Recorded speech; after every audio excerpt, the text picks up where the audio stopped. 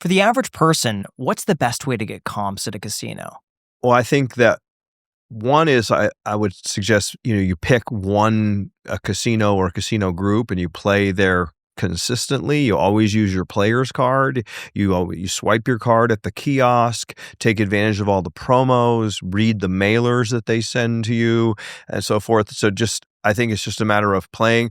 One of the mistakes a lot of people make is they'll go and they'll play and they will only play just a little bit. Like they might just go like, I have $100 in free play, and they'll go and they'll take the free play and then they'll leave. And I think the math, it all varies, but for the most part, they do it based on your average session, from your last X number of visits. So if you're going to play, you should play quite a bit at the casino. And if you want to maintain your offers and earn the most comps, which was your original question, I'm not advocating gamble more than you should, but if you're going to, don't hit and run. If you want to build up some good comps, you want to have, when you go gamble at a place, like if you go to Vegas for the weekend, you want to do the majority of your play at the place where you're staying. So you put a lot of coin in. They look at you that the EV that their expected win from you is higher, and because that's what's going to determine the offer that they send you next. So here's what's interesting. We went to a casino and a buddy was playing blackjack. Went to talk with the person in charge of, I guess, comps. They looked at his play and they said, "Hey, listen, you're only playing $25 a hand. We can't offer you any comps. You need to play minimum $100 a hand to start getting comps." And the comps would include free food or free hotel, things like this. Slots, it seems like that's gone up a lot. Comps are a lot better from slots than they are from tables. Yeah, this was for table games. Because the thing about it, blackjack is really a 0.5%, or let's call it a 1%. People don't play perfect. 1% hold for the casino. So if you're betting $100 a hand, they're making $1 a hand, less labor cost, insurance, security, et cetera, et cetera, et cetera. It's not like there's a lot of meat on the bone. Now, contrast that with slots. Every $100 you put into a slot machine, they're making 8 to 12% more than likely. So they're going to be able to comp you a lot more. Plus, they're not paying a dealer for a slot machine. It's just electricity. The comps on table games, I think that's probably very accurate. You're a big table games player, you're going to get comp. You're playing $1,000 hands of baccarat. Every hand, if they're making 1%, I mean, it's only $10. It just seems like the bar has risen so high. Like I remember in 2011, I could go to M Resort, spend $500 for the whole weekend playing craps and table games. They would comp us free food every single day, and every third trip you get a free room. And that was just spending like $500 at craps. Yeah. Back then. And now I can't even imagine how many thousands of dollars it would take. It's gotten very corporate, Vegas. Like in the 80s, when I was young, it was the power of the pen. And a lot of it was your relationship, who you knew. There were some people who were really good at working the hosts, and they thought they were much bigger players than they were.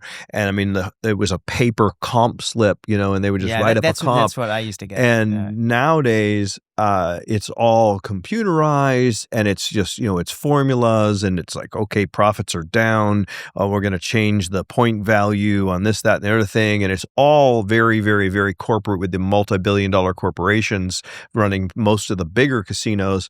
And so, I think that has a lot to do with it. It's corporate greed. I like the good old days, I was going to say, when the mob ran this town, but I'm not going to say that. But I guess they did. I mean, wasn't it like in the history? Didn't Bugsy Siegel and those guys? I mean, I'm just a historian. You guys, we should definitely talk to EJ and WBG a little bit too, 100%. because those guys, you talk about, when you think of VegasMatt, like, it's not VegasMatt like me. It's VegasMatt is, me, Robert, EJ, John, the whole cast nowadays. And, but I'm happy to answer a question, but don't want you to forget to talk to those guys, because they're the heart and soul of this, of everything that we do, and they do all the work. So we're going to ask you a couple more questions and then get onto the finances of everything, because we're very curious. We're like a financial podcast. Gotcha. But these two questions that I have first for you: what is your dream gamble? A dream? Yeah, like, is there something that you've always wanted when you're at the casino, like hitting this one bonus, or maybe like putting $1 million on a hand, like Dana White says, or betting on one thing or another? Well, I mean, right. I want to get the $1 million grand, or the $2 million grand on Dragon Link, which is, something that it's like the prize that, that doesn't hit very often. Some people have gotten it. I've never gotten that. There's a game called Buffalo Gold Collection where we want to get the 15 buffalo heads. There's a game called Wolf Peak where we've never gotten the bonus. We've probably put hundreds and hundreds and hundreds of thousands of dollars through the machine and we've never triggered the bonus. So we want to get the Wolf Peak bonus.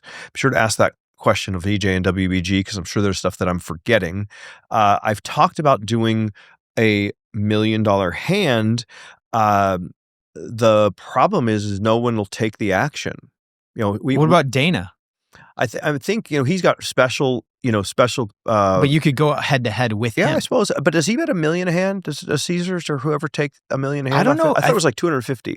But I'm saying you and Dana could go. You play the house, or he plays the house, and it's just exchanging $1 million from one person to another. That would be illegal. Is it? Yeah, I think so. It could be for entertainment purposes home only. Games or gamble. I don't know. Like you say, everything's illegal. I'm sure Dana could get a license if he. Yeah, I mean, give him a call. I'd love to see him again. I haven't seen him in a while. Me and Steve and Dana played slots, and Dana's like, slots? What the hell's wrong with you guys? And then Steve was like fast spinning $250 spin Huff and Puff, and I had we were chopping the ticket, So I'm like, slow down there, Steve. And I go, this guy's great. And then boom, he hit something. We won like $37,000. And then Dana's like, wow, that's really cool. And it was a great video. And Dana was very nice. I don't know him well enough. Like I don't have his phone number. I couldn't text him and say, hey, Dana, you want to bet $1 million? But that would be really cool. If you guys arrange that, I'll definitely go. But the casinos, you'd be surprised. The limits are not that high. Now you can negotiate special limits, like if you put $5 or $10 million. They don't want just one hand for $1 million. They might get really beat.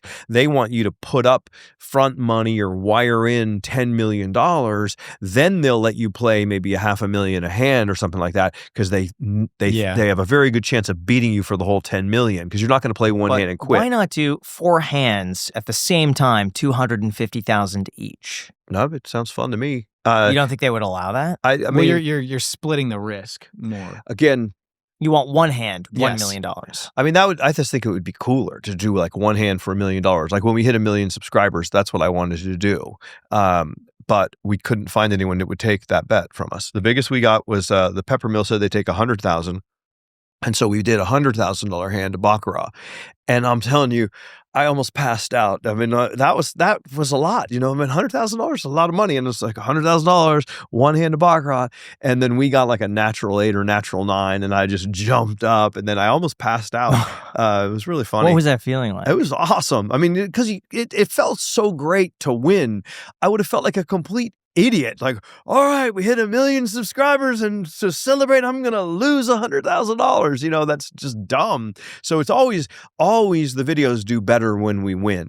But, people always say, oh, it's rigged. They're paid by the casino. It's like, I wish. Oh, it's real money. I mean, yes, we make money, but that's my money. That's like saying a doctor comes and gambles and says, well, it's not really his money because he makes so much as a doctor. Like, well, okay, we make a lot of money as a YouTuber, but YouTube sends me my check and I go and gamble it. If I lose it, I lose it. The casino's not going to give me the money back. You know what I mean?